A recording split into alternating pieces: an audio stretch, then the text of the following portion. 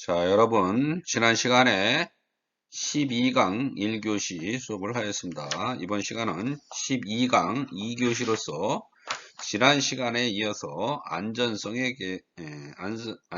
대해서 계속 공부를 하는 시간을 갖도록 하겠습니다. 자, 닭 안구를 이용한 안점막 자극 시험법입니다. 닭 안구를 이용한 자극 시험법은 적출된 닭 눈을 이용하여 시험 물질의 독성, 유발 정도를 측정해 눈에 유해할 수 있는 시험 물질을 평가하는 방법입니다. 각막에 대한 독성은 혼탁도 정성평가, 플루오레세인을 눈에 투여한 후 상피, 손상도 정성평가, 즉 플루오세레인 잔류도 측정이라고 합니다. 세 번째로 증가한 두께, 종창, 정량평가, 각막 표현의 형태적 손상도에 대한 유관 정성평가에 의해 측정이 됩니다. 개별 측정된 각막 혼탁도, 종착, 손상도를 취합하며 안자극 분류를 도출하는 것입니다. 시험 물질에 의한 손상은 각막 종창, 혼탁도, 플루오세레인 잔류도를 측정하며 후자의 두 지표는 정성평가인 반면에 각막 종창의 분석은 정량평가입니다. 각각의 측정값은 종합적 자극지수를 산출하는 데 필요한 정량적 점수를 전환되거나 정성적으로 범주화하여 인비트로 눈에 유해한 물질 UNGS, GHS, 캐트그레이 1 또는 NC, 비자극을 분류하는 데 사용이 됩니다. 이 결과들은 시험 물질의 인비보 심한 안손상 유발 또는 비유발 가능성에 예측하는 자료로 사용될 수 있습니다. 그러나 ICE 시험법으로 심한 안손상을 유발한다고 예측되지 않거나 비자극 범주의 화학 물질을 확인할 수는 없습니다. 결과의 결정 기준은 미리 마련된 기준은 각막 종창, 표 3, 혼탁도, 표 4, 플루오세레인 잔류도, 표 5의 분류 체계를 아래와 같이 4개의 ICE 분류를 사용하여 결정을 합니다. 다음은 유정란을 이용한 안점막 자극 시험법입니다. 햇캠 시험법은 1985년 리프케가 고안한 시험법으로 수정란의 육모 요막에 시험 물질을 적용하였을 때 나타나는 유관적 변화인 출혈, 융해, 응고 등을 관찰하는 시험법입니다. 드레이즈 테스트와 다른 점은 인비트로 테스트라는 점이며 경제적 이득이 큰 장점이 있습니다.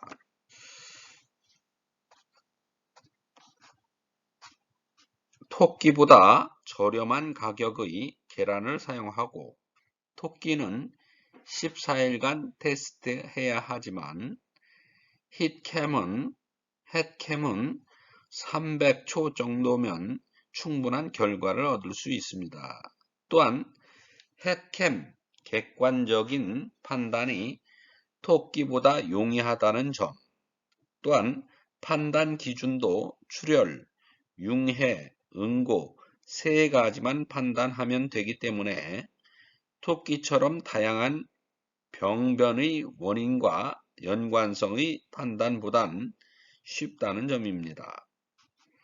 실험 방법은 50g 중량의 수정란을 자동 배양기에 넣고 37.5도의 습도 55%로 9일간 배양을 합니다.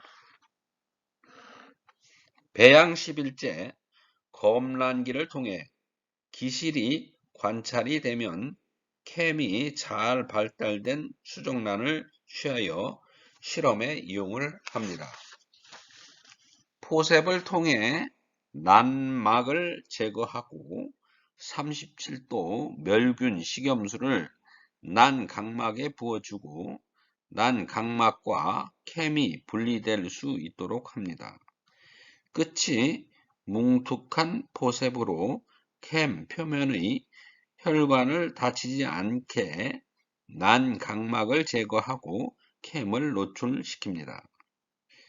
평가 방법은 일정한 시간, 예를 들어 5분간 피시험 물질에 노출한 후에 출혈, 용혈 및 응고를 일으키는 데 필요한 피시험 물질의 최저 농도를 구하는 것입니다.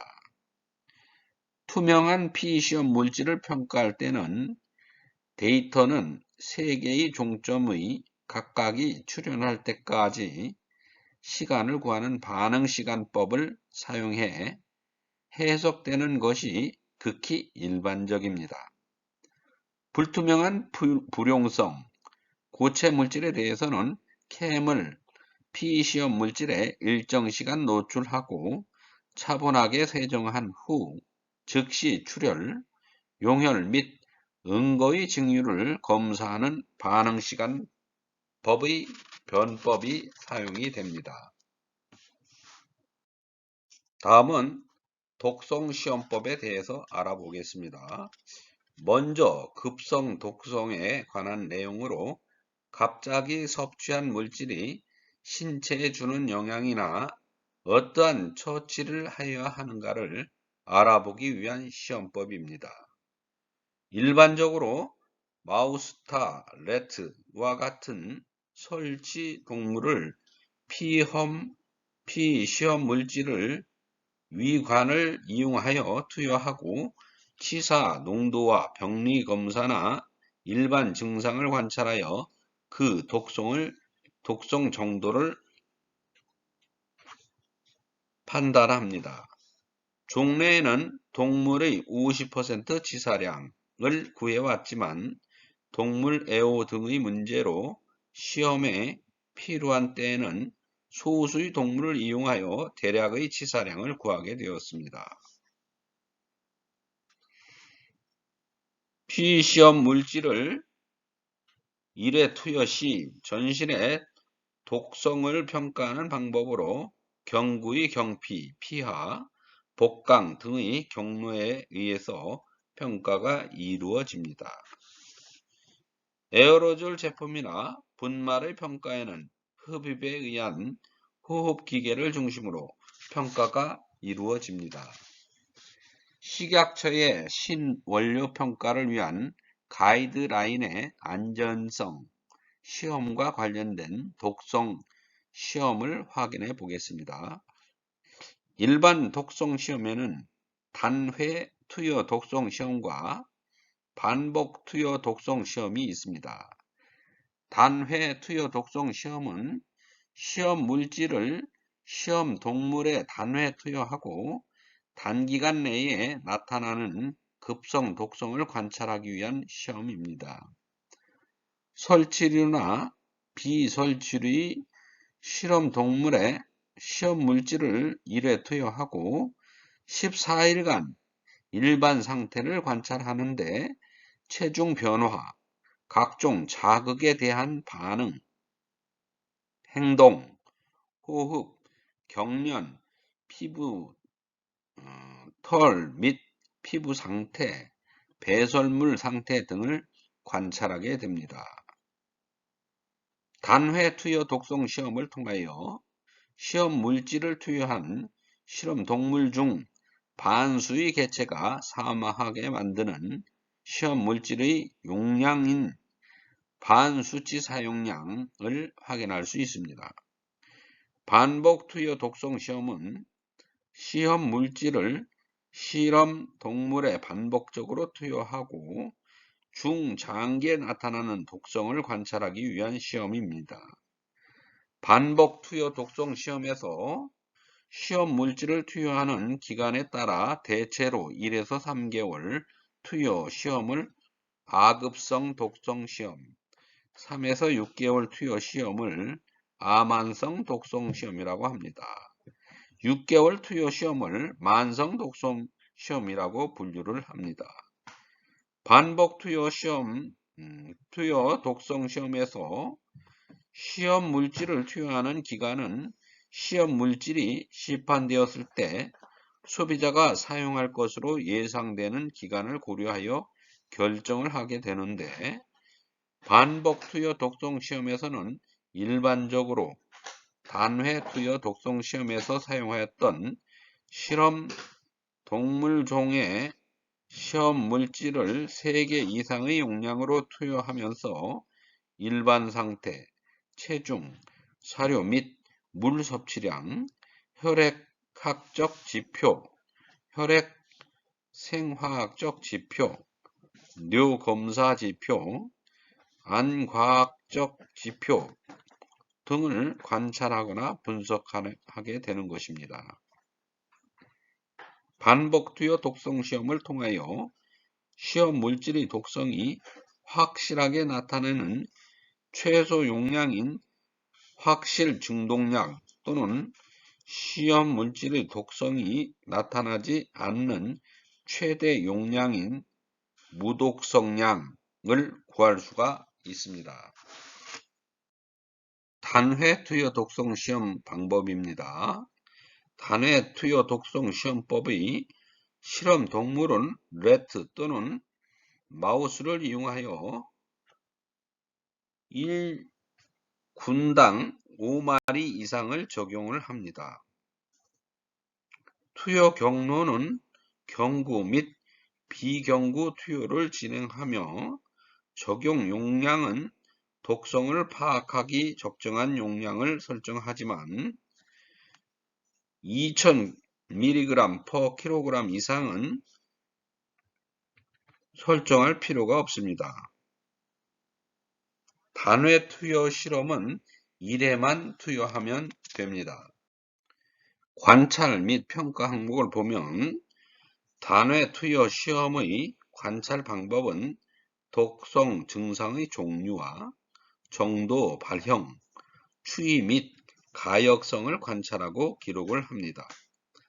관찰 기간은 통상 14일로 하며 관찰 기간 중 사망례 및 관찰 기간 종료 시 생존의 예는 전부 부검하고 기관과 조직에 대해서도 필요에 따라 병리학적 검사를 하게 됩니다. 다음은 반복 투여 독성 시험 방법입니다. 반복 투여 독성 시험 물질을 실험 동물에 반복 투여하여 중장기간 내에 나타나는 독성을 질적, 양적으로 검사하는 시험입니다. 용량 단계는 적어도 3단계 시험 물질 투여군으로 하고 최대 내성용량 및 무해용량 등을 포함하여 용량 반응 관계가 나타날 수 있도록 설정을 합니다. 독성 변화의 가역성과 지연성 독성을 검토하기 위해 회복군을 두어 시험하는 것이 바람직합니다. 설치류는 래트가, 비설치류는 개가 현재 가장 많이 사용되고 설치류에서는 암수 각각 10마리 이상, 또 비설치류에서는 암수 각각 3마리 이상 테스트를 합니다. 시험 물질의 투여 방법은 경구 투여 방법으로 강제 투여, 사료 또는 물에 첨가하여 먹이는 방법, 주사를 이용한 투여 등이 있습니다. 투여 기간은 1일 1회 주 7일로 합니다. 계속해서 반복 투여 독성 시험 방법입니다. 투여 용량은 의약품 등의 독성 시험 기준, 식품의약품안전청 구시에 따라 3개월 이상의 반복 투여 독성 시험, 본시험을 실시하는 경우에는 먼저 본시험의 용량 설정 단계인 예비시험을 실시하여 본시험에서 시험 물질의 독성 양상을 명확히 할 수 있는 용량을 설정합니다.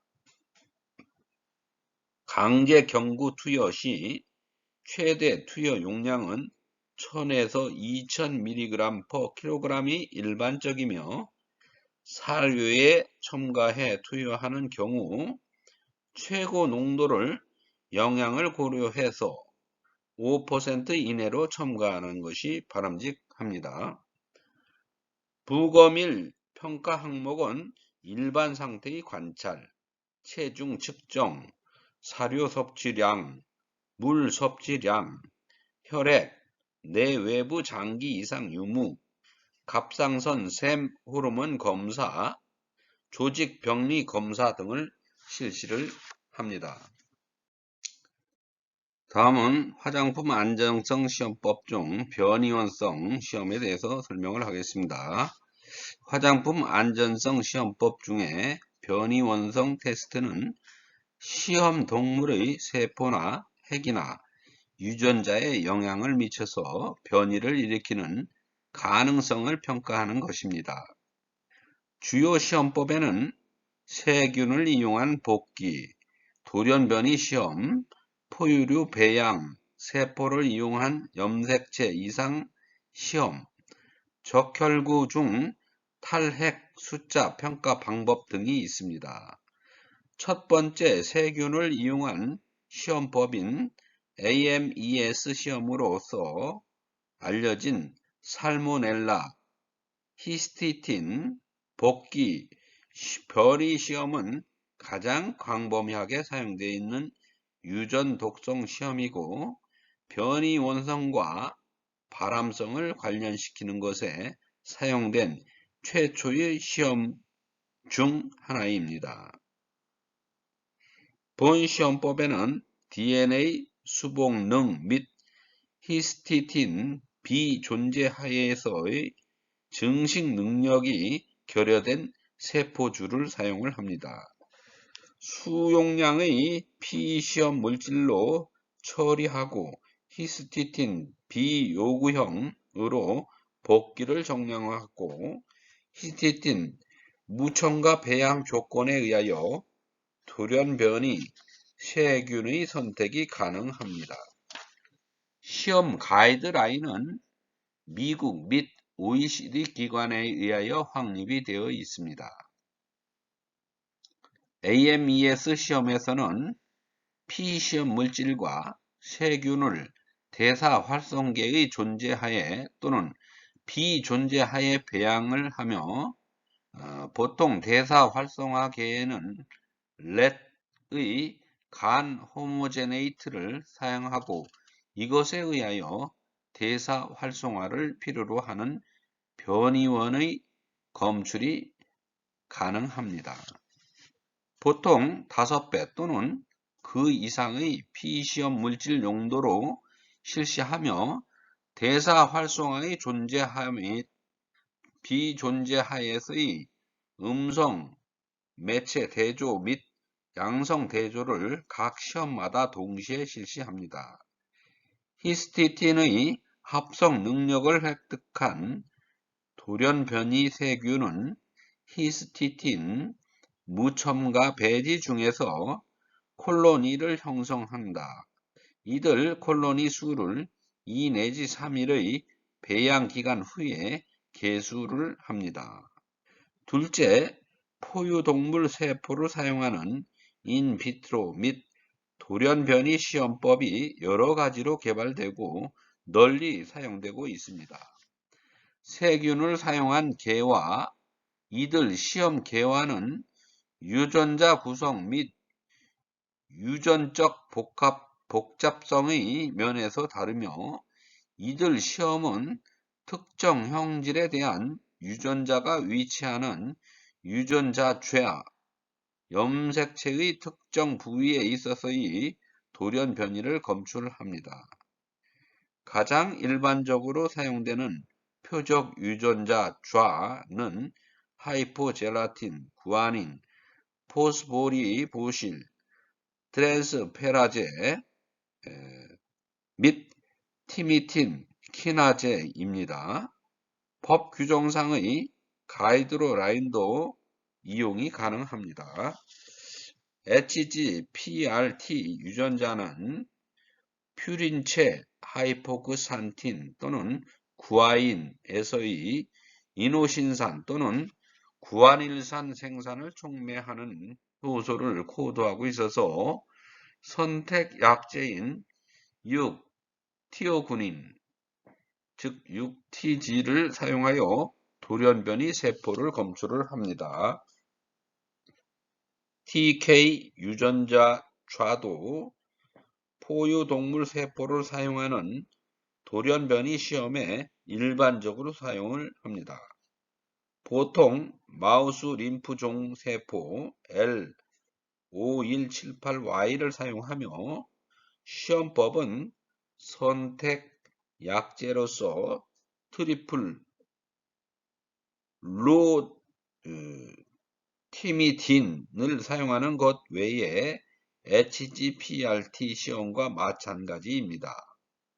비돌연변이체 야생형 세포는 트리플로미틴 등을 독성 대사물에 대사함으로 계속 생존할 수는 없으나 TK 돌연변이 세포는 선택 약제를 대사할 수 없어서 생산하고 콜로니를 형성하게 됩니다. 본 시험계는 pH 및 고침투압에서 감수성이 높아 비유전 독성 물질, 즉 염화나트륨에서도 돌연 변이를 유도해서 변이 원성 양성이라는 결과를 나타나게 됩니다. 자, 그러면 화장품 안전성 시험법 생식 독성에 대해서 알아보도록 하겠습니다. 생식 독성은 화학 물질이 생식에 관계하는 독성으로, 예를 들면 태아에 대한 영향의 유무를 판단하기 위한 것입니다. 이러한 생식 발생에서 과정까지에 대해서 시험 물질의 위험성을 평가하는 것입니다. 동물 실험에서는 임신 전에서부터 이유기까지 걸쳐 3개 구간으로 나누어져 각각의 투여 기간에 따라서 첫째, 임신 전 및 임신 초기 투여 시험, 둘째, 태아의 기관 형성기 투여 시험, 셋째, 주산기 및 수여기의 투여 시험이 행해집니다. 실험 동물로는 설치류의 동물이나 토끼가 주로 이용되지만 화장품 원료로는 시험이 행하여지는 것은 별로 없습니다. 만일 화장품의 생식 발생 독성 가능성은 제품 중 개개의 성분을 평가함으로써 결정이 됩니다. 어떤 성분에 대하여 생식 및 또는 발생 독성 시험 실시가 필요한지 아닌지에 대한 판단에는 해당 성분에 관하여 이용 가능한 모든 데이터를 고려해야만 합니다.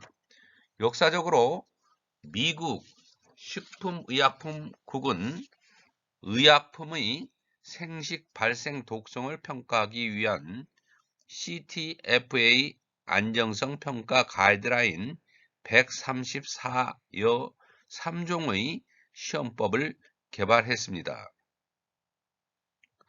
이들 시험법은 수태능 및 일반 생식 시험인 세그먼트 1, 발생 독성 시험인 세그먼트 2 및 주산기 시험인 세그먼트 3라고 불리고 있습니다.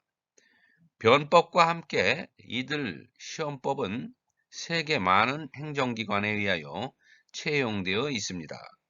생식 발생 독성 시험에 관한 가이드라인을 가진 다른 조직으로서는 미국 EPA, 3종 및 OECD 4종류가 있습니다. 각종 가이드라인에 보이는 시험 종마다의 다르기에 다음에 알아보기로 하겠습니다.